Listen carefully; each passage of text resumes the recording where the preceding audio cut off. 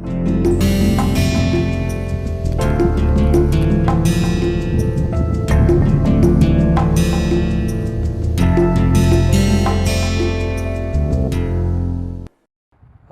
welcome to another module in this massive open online course. So, we are looking at a practical application of Jensen's inequality in the context of a wireless communication scenario. In fact, to look at a comparison, correct, of a wireless communication system, the performance of a wireless communication system, a comparison of that with that of a conventional digital or a wireline communication system, alright. And what we have seen is that this relevant channel model for your wireless communication system is Hx plus n, the signal has power p, noise has power sigma square. Now, because of the fading channel coefficient, this H is your fading channel coefficient,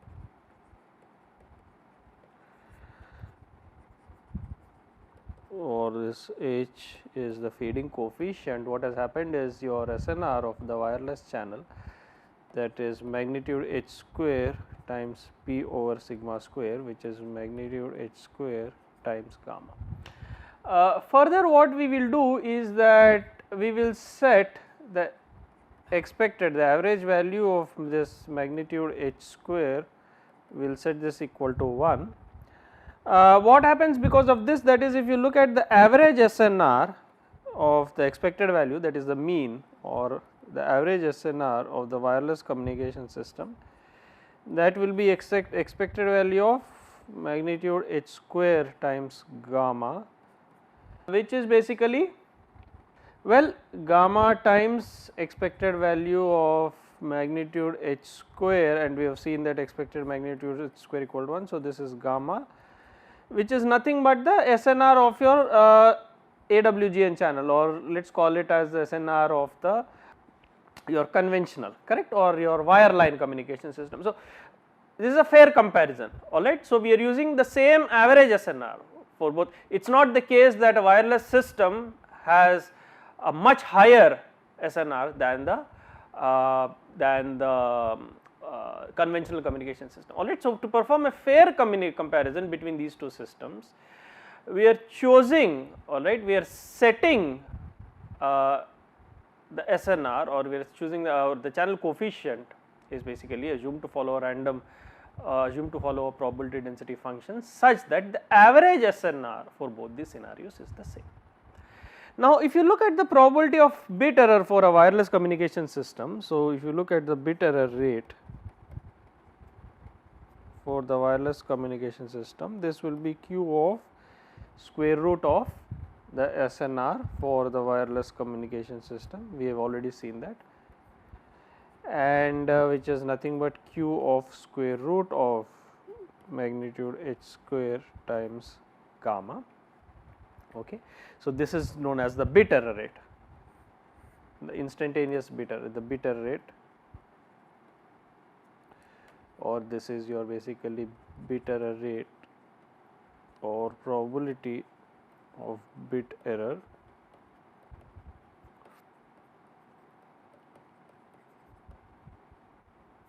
for a wireless communication system.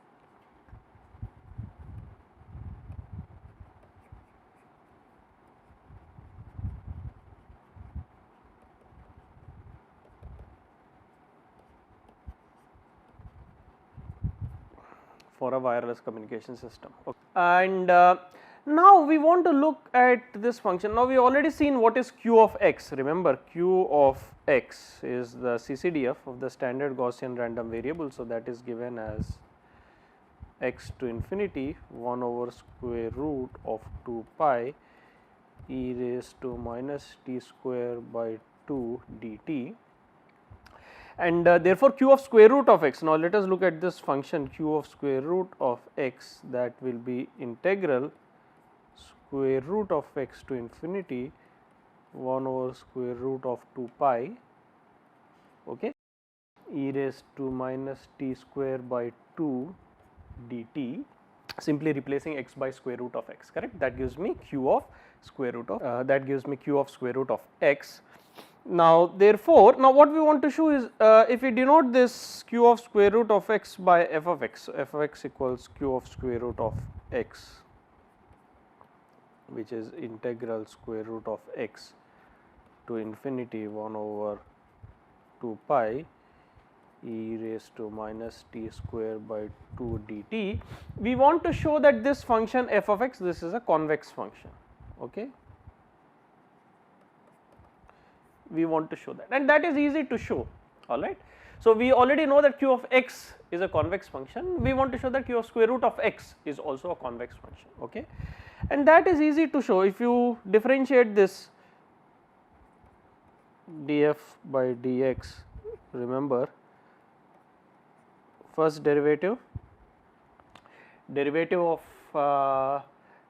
the top limit, but top limit is infinity, it is the constant, derivative is 0, minus derivative of the bottom limit, derivative of if you differentiate square root of x, you get 1 over 2 square root of x, 1 over square root of 2 pi, which is a constant, times you have to substitute the lower limit in the integral, that is e raised to minus x by 2. And now d square f of x by dx square, that is simple to evaluate.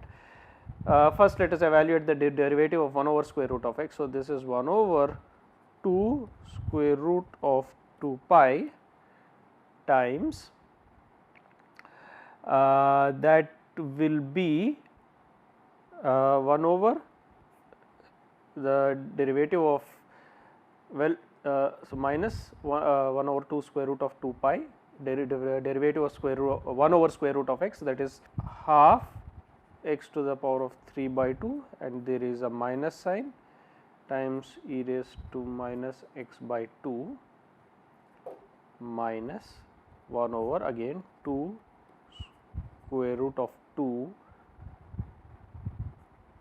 pi 1 over square root of x times derivative of e raised to minus x by 2, which is minus half e raised to minus x by 2. And now, if you simplify this, you can see that this derivative is nothing but 1 over, you can simplify this, 1 over 4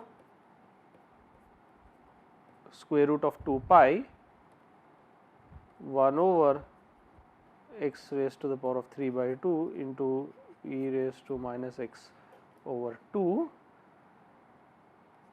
plus 1 over, well, this is actually 1 over again 1 over 4 square root of 2 pi times 1 over 4 square root of 2 pi times square root of x 1 over 4 square root of 2 pi times square root of x e raised to minus x by 2. And essentially the important thing is here you can see that the second order derivative, that is greater than or equal to 0, implies that, and this is greater than or equal to 0 for x greater than or equal to 0. So, implies that d square f x by dx square is greater than or equal to 0, implies f of x equals q of square root of x, this is convex. Okay. So, that shows that this beta rate function q of square root of x is a convex function. Okay. So, we start with that. Okay. So, f of x, q of x is convex as well as q of square root of x. Now, we are demonstrating this for q of square root of x because that is relevant in this context. Now, what does the Jensen's inequality tell us? Let us recollect the Jensen's inequality, that tells us that f of, well, f of expected value of x, any random variable, is less than or equal to expected value of f of x. Okay. Now, this implies that if you look at our function f of x equals q of square root of x, this implies that your expected value of q of square root of your SNR for the wireless channel, which is magnitude h square gamma, which is nothing but your expected value of f of x, where f of x is your magnitude h square into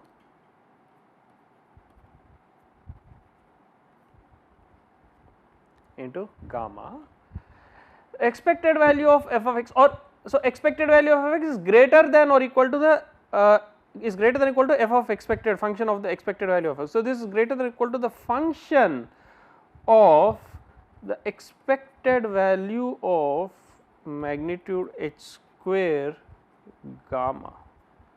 And now you observe something interesting. If you recall, our expected value of magnitude h square gamma, that is basically nothing but expected value of magnitude h square gamma, this is equal to gamma, because expected value of magnitude h square equals 1.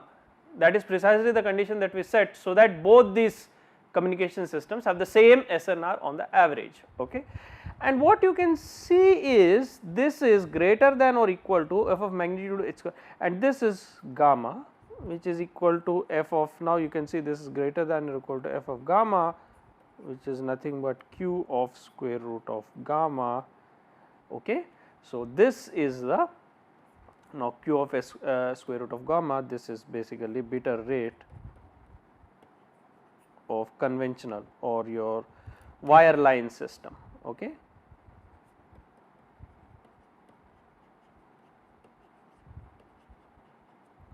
And what is this? Remember, q of square root of h square magnitude h square gamma, this is the instantaneous bit rate of the wireless communication system, which implies that expected value of this is the average bit error rate of a wireless communication system.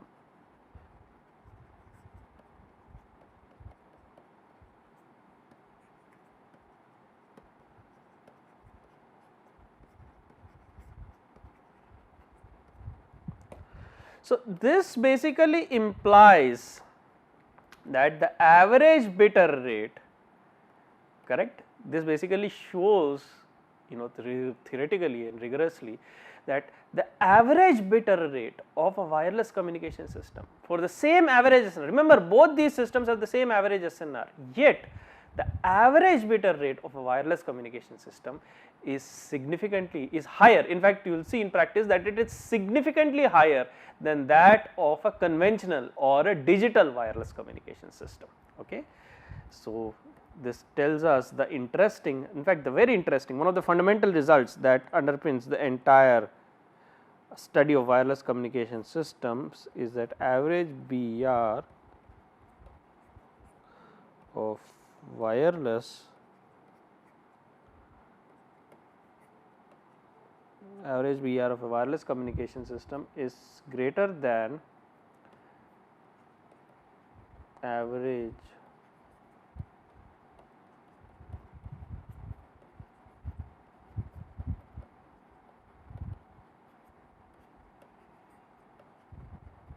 is greater than average bit error rate of a wire line, or you can also say that as a conventional communication system, a communication system in which there is a wire or a guided medium, guided propagation medium, or a wired medium, or the wire medium between the transmitter and receiver. And in fact, in practice this is often greater than, that is, it is significantly greater. It is not just greater, but the average bit error rate of a wireless communication system is significantly greater than that of a wireline communication system or a wired communication system, which implies that the wireless communication of a wireless communication in a wireless system is highly unreliable, because the probability of bit error is very high. So, this quality, so this communication is highly unreliable, implies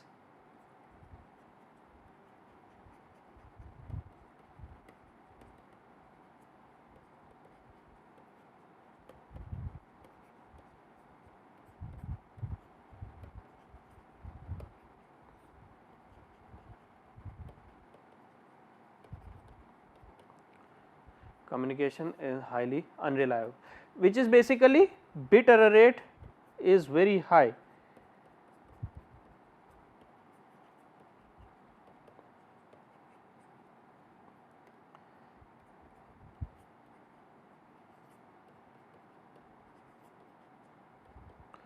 And why is this arising? That is important. Remember, this is arising, all of this is arising because what is the fundamental difference between the wireline and a wireless communication system? The fading nature of the wireless channel, the fading channel coefficient. So, all this is arising because of the random nature of the fading channel coefficient. Okay. So, this is arising because of the fading nature of the wireless channel coefficient.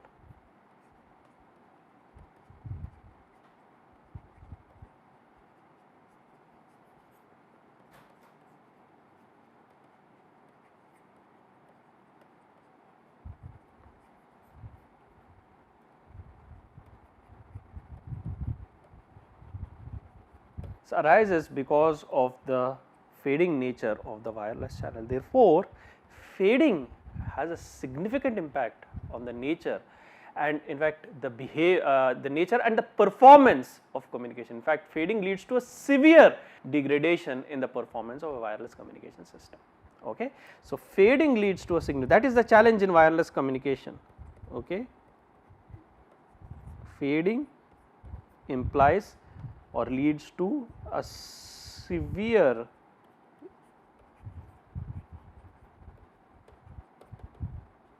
degradation in performance.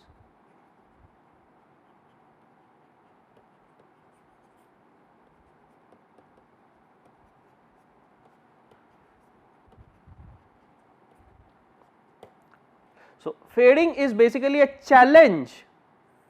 Okay. So, this is a challenge and one has to therefore overcome or surmount this challenge, overcome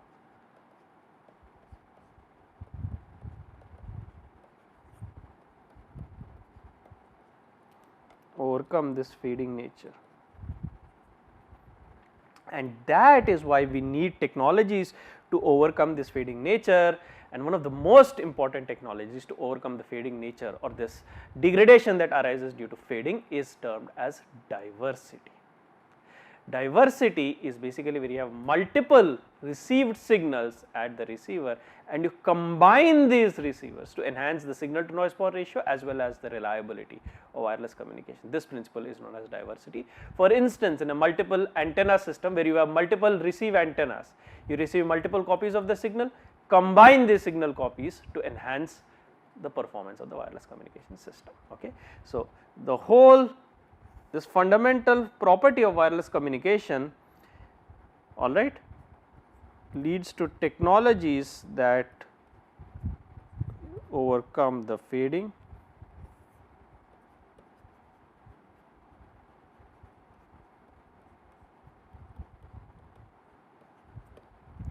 an example of diversity is multiple antennas.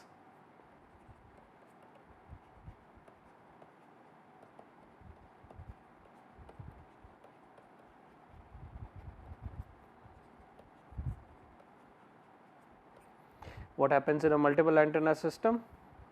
We have already seen schematically. You have the receiver,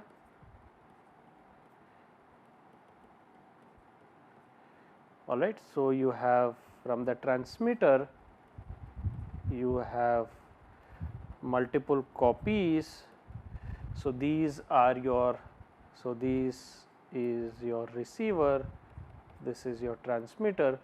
So, you have these multiple copies, or basically it is also diversity. Diversity means several, right? That is the English meaning of the word diversity.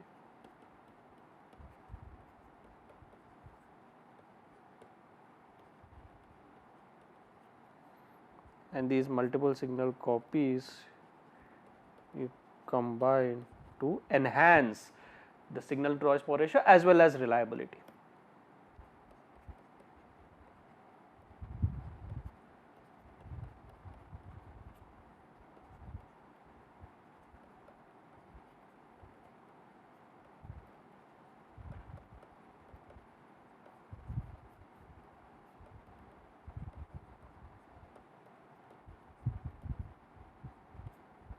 Hence, diversity is a key principle in a wireless communication system, and in fact, one of the key technologies.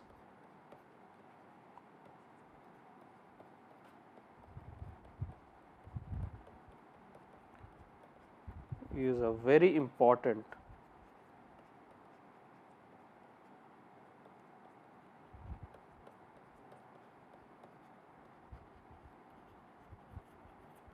or you can also say technology innovation.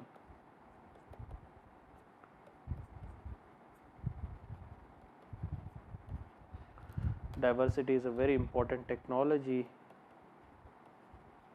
innovation. Diversity is a very important technology innovation for wireless communication systems, all right, and at the root of all this is basically the fading nature of the wireless channel and the poor performance of the wireless communication system, the very high bit rate, which can in fact be demonstrated using the Jensen's inequality. And therefore, Jensen's inequality has a lot of applications, especially to prove fundamental results like this. It can also be used in, as I have already noted, can also be used to derive and prove several results in the context of information theory. So, that basically summarizes the Jensen's inequality and also shows its application in a very interesting context, in the context of performance comparison of a wireless versus a conventional wired communication system. All right, so we will stop here and continue in subsequent modules. Thank you very much.